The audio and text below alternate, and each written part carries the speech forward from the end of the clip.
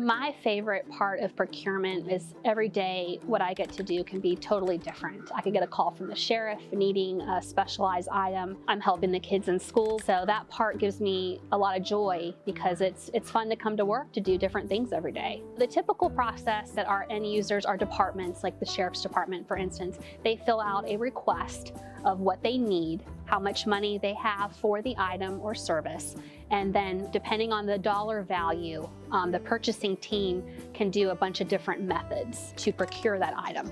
We will seek competition through vendors that are pre-registered to do business in the state, and basically what we're doing is we're sending them a document that has the different needs, the specifications, and then they are competing against one another and submit their pricing. It's really cool how they each have their own little, their own little mission.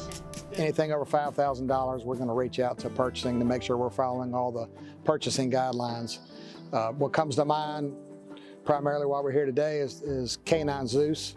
He was a desperate need for our agency. Our last dog, Rexy, retired after years of service. So reached out to Christine and said, we have a dog and help us get him. He is certified in narcotic odor detection, patrol tactics, which is tracking, area search for people and evidence, as well as handler protection. But his claim to fame is narcotics. He's around 4 ounces of meth. 4 ounces may not seem like a lot, but that is significant. We picked him out of about 9 dogs that we tested, and he had exceptional nose. He's always working.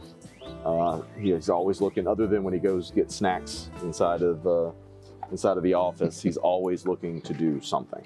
And when he is not working, pretty much he's running around bossing the other dogs around. The main benefit for purchasing in local government is we're getting a good deal. We also have good vendor relationships, sometimes locally, which is beneficial, keeping the business in the county. And it benefits the taxpayer because, we're seeking the competition to try to get the best value, the best price, the best product. Working with our purchasing department is usually a pleasure unless I do something wrong.